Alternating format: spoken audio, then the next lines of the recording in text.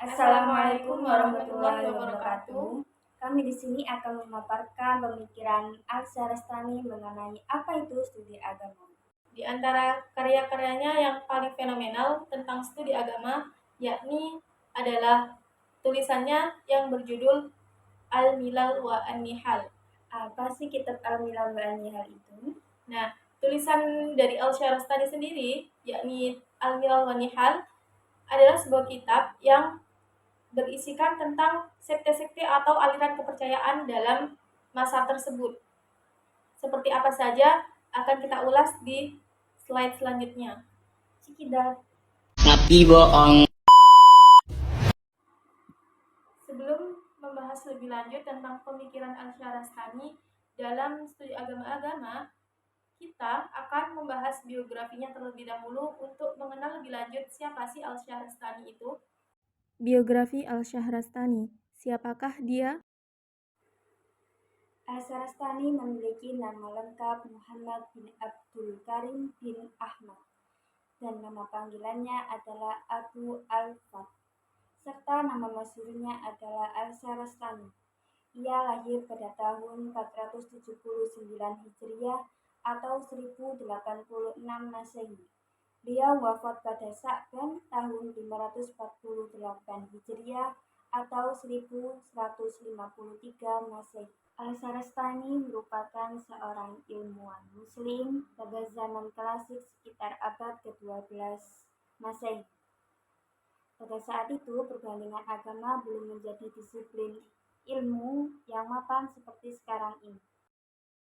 Merupakan sosok yang sangat cerdas, berpikiran luas, dan toleransi terhadap banyaknya perbedaan, serta orang sangat moderat dan tidak emosional ketika menyimpulkan sebuah pendapat. Karyanya yang terkenal yakni kitab Al-Milal wa An-Nihal serta Nihayah Al-Iqdam fi Ilm Al-Kalam dan Nihayah Al-Auham. Pembahasan yang selanjutnya yakni pemikiran studi agama menurut Al-Syarastani. Konsep studi agama dan pemikiran yang dikembangkan Al-Syarastani dalam studi agama. Menurutnya, studi agama adalah hal yang sangat komprehensif dan sangat sistematis. Maka dari itu, pemikirannya dikenal dengan Systematic Studies of Religions. Banyak membahas bagaimana sekte dan aliran-aliran dalam Islam maupun agama-agama lain seperti Yahudi, Nasrani, dan juga aliran-aliran filsafat pada zamannya. Kemudian, melalui pendekatan ilmiah dan juga objektif yang dipercaya bahwa perbedaan antara agama-agama adalah sebuah fenomena alamiah dalam sejarah manusia. Selanjutnya, apa saja elemen-elemen kunci metodologi yang digunakan Al-Syarastani dalam studi agama? Yang pertama, dokumentasi yang objektif. Kedua, cakupan yang komprehensif. Dan yang ketiga, konteks sejarah. Yang keempat, analisis filosofis. Dan yang terakhir, yaitu gaya bahasa non-polemik. Pembahasan yang pertama yakni dokumentasi yang objektif. Al-Syarastani mendeskripsikan sekte-sekte agama dan keyakinan secara objektif, menghindari bahasa yang polemis atau bias untuk menyajikan penjelasan yang adil dan akurat tentang berbagai keyakinan agama. Ia juga belajar melalui buku-buku dan melalui para ulama di zamannya. Pandang yang tidak memihak dan menyudutkan. Metodologi Al-Syarastani dalam studi agama yang kedua yakni cakupan yang komprehensif, di mana telah dijelaskan dalam karyanya yakni Al-Milal wa An-Nihal. Ia meliput berbagai macam sekte agama dan kelompok filsafat, baik Islam maupun non-Islam. Pendekatan komprehensif ini memberikan perspektif yang luas tentang keragaman agama, serta Pengelompokan golongan agama atau kepercayaan diklasifikasikan dari berbagai bentuk. Klasifikasinya berdasarkan agama-agama, yakni yang pertama berdasarkan agama samawi, di antaranya adalah Yahudi, Nasrani, dan juga Islam. Yang kedua adalah agama-agama di luar Islam seperti Majusi dan sebagainya. Kemudian klasifikasi yang ketiga yakni berdasarkan pemikiran filosofis pada zaman dahulu. Pengetahuan mengenai agama-agama dan aliran falsafah diharapkan dapat memperkayakan dan menambah pengetahuan seseorang mengenai corak-corak kepercayaan dan bentuk-bentuk amalan ritual yang terdapat dalam masyarakat. Sesuai dengan metodologi Al-Syahrastani, yakni cakupan yang komprehensif. Sebagaimana dalam kitab Al-Milal wan Nihal, kitab ini terbagi menjadi 2 bab pembahasan besar. Bab yang pertama menjelaskan mengenai pembagian sekte dalam Islam. Kemudian siapa itu ahlul kitab dan orang-orang yang mirip atau diklasifikasikan sebagai ahlul kitab. Sedangkan bab kedua ada 4 sub pembahasan, yakni tentang kelompok agama yang tidak memiliki kitab suci, di antaranya membahas tentang filsafat, kemudian agama orang Arab pada masa jahiliyah, menyembah berhala, dan yang berhubungan dengan spiritualitas seperti Hindu. Pembahasan yang ketiga yakni konteks sejarah. Al-Syahrastani mempertimbangkan konteks historis dan budaya dari gerakan-gerakan keagamaan untuk dipelajari. Hal ini membantunya memahami perkembangan dan evolusi berbagai sekte dan keyakinan. Salah satu dari sedikit upaya untuk melakukan analisis sistematis sejarah berbagai agama, pembaca mendapatkan pemahaman yang luas tentang proses dialektika berpikir. Pembahasan yang keempat yakni analisis filosofis.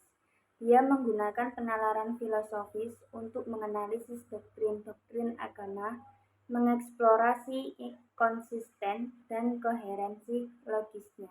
Ia juga mengkategorikan beberapa aliran filosofis sebagai bagian dari kajian agama karena pengaruh besar mereka terhadap cara orang berpikir tentang Tuhan, alam semesta, dan etika.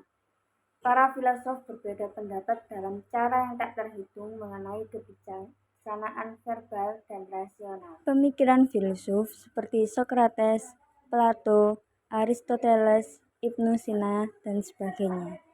Dan yang terakhir yakni menggunakan gaya bahasa non-polemik. Al-Syahrastani menghindari menggunakan nada yang konfrontatif dalam tulisannya, karena ia berfokus pada penyajian sudut pandang, doktrinasi dari beberapa sekte dan kredo dengan cara yang netral. Kemudian, bahasa yang digunakan tidak menimbulkan polemik, sebab disampaikan secara objektif. Ia mencoba untuk mengungkap secara sistematis melalui beberapa pendekatan tentunya, serta menelusurinya secara rinci dan mengolah kata dengan semaksimal mungkin agar dapat ditelaah dengan baik oleh orang-orang. Selanjutnya yakni kontribusi dalam studi agama. Objektivitas dan komprehensivitasnya sangat berpengaruh dalam studi agama saat ini. Dan kitabnya Al-Milal wa Al-Nihal banyak dibaca serta dijadikan rujukan oleh tokoh-tokoh studi agama.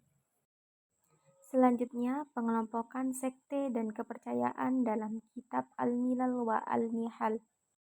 1. Yakni pembagian sekte-sekte dalam Islam, kedua ahlul kitab, dan yang ketiga golongan filsafat. Sekte Islam. Dalam kitabnya, Islam terpecah karena perbedaan pendapat, misalnya tentang sifat-sifat ketuhanan, persoalan takdir, maupun hukum mengenai keimanan. Dalam kitab Al-Milal, yakni yang pertama Mu'tazilah, yang kedua Jabariyah, yang ketiga Sifatiyah, yang keempat Khawarij, dan yang kelima Murji'ah, yang keenam Syiah, dan yang terakhir Ahli Furu'. Ia mengkritik dan menunjukkan sikap yang inklusif dalam mengevaluasi pandangan teologis yang berbeda, untuk menemukan perbedaan dan persamaan teologi masing-masing sekte Islam dalam melakukan doktrin hingga praktik keagamaan. Ahlul Kitab adalah orang yang berada dalam lingkup Hanafiyah dan Syariah, hukum Islam. Pertama yaitu orang yang memiliki kitab yang benar seperti Taurat dan Injil. Kedua, orang yang memiliki subhat kitab, dengan kata lain orang-orang yang mirip dengan ahli kitab. Mereka adalah Majusi dan Manawiyah. Kritik terhadap ahlul kitab bahwa Taurat dan Injil telah diubah atau ditafsirkan dengan cara yang tidak sesuai dengan tujuan awal wahyu. Jadi yang disebut dengan ahlul kitab saat zaman sebelum dan adanya Rasulullah masih otentik, sedangkan setelah wafatnya Rasul sudah berubah. Golongan filsafat. Di antara pemikiran filsuf yang dijelaskan dalam kitabnya adalah Thales, Anaximenes, Anaxagoras, Pythagoras, Socrates, Plato, Ibnu Sina, dan sebagainya. Kelompok filsafat ini terbagi menjadi 4, yakni filsafat era pra-Socrates, berpikiran tentang alam, kemudian ada filsafat Yunani akhir, dan filsafat Islam. Syahrastani menjabarkan bahwa agama Hindu memiliki filsafat dengan sistem keyakinan dan tradisi spiritual yang kuat, tetapi ia melihat perbedaan mendasar antara mereka dan konsep monoteisme Islam. Mereka percaya pada adanya reinkarnasi atau kelahiran kembali dengan meyakini aspek ruhaniyah. Murid yang mengembangkan konsepnya. Di antaranya yakni Mukti Ali sebagai tokoh studi agama di Indonesia, kemudian ada Nuruddin Al-Raniri yang dianggap menjiplak karya Al-Syahrastani melalui karyanya Bustanul Salatin. Kemudian Wilford Cantwell Smith dan Joachim Watch. Sebenarnya untuk mengetahui siapakah murid-murid Al-Syahrastani tidak ditemukan secara spesifik. Akan tetapi kita bisa mengidentifikasi dari beberapa pemikiran para tokoh studi agama atau ilmuwan yang mengadopsi pemikiran Al-Syahrastani dan diaplikasikan di zaman sekarang ini. Konsep yang dijabarkan Al-Syahrastani sangat relevan bagi dunia modern saat ini, terutama dalam menghadapi berbagai macam problematika yang patut diapresiasi secara mendalam. Analisisnya kritis tentang berbagai agama-agama yang dipelajari menunjukkan rasa toleransi dan pluralisme yang terbuka. Mukti Ali mengacu gagasan Al-Syahrastani dalam membangun dialog antar agama untuk meningkatkan pemahaman berbagai tradisi keagamaan di Indonesia. Sedangkan Wilford Smith, ia memiliki gagasan pemikiran pluralisme yang mendorong dan mengkategorikan agama sebagai konteks historis atau sosial, mirip dengan cara Al-Syahrastani menjelaskannya dalam sekte-sekte agama yang rumit. Dan Smith berpeluang besar membaca karya Al-Syahrastani sehingga membuat ia termotivasi dari pemikiran Al-Syahrastani dan menjadikan pijakan sebagai kajian dialog agama yang kuat. Yang terakhir yakni kesimpulan. Pemikiran Al-Syahrastani menjadi acuan penting bagi sarjana di dunia Islam dan Barat. Menekankan memahami pentingnya perbedaan tanpa menghakimi, karena agama tergantung pada setiap pemeluknya. Jangan mengklaim kebenaran hanya dari satu sisi, dan beliau merangkum perspektif berbagai kelompok agama dengan mempertahankan keragaman keyakinan. Dengan mengelompokkan berbagai agama sesuai dengan sekte-sektenya.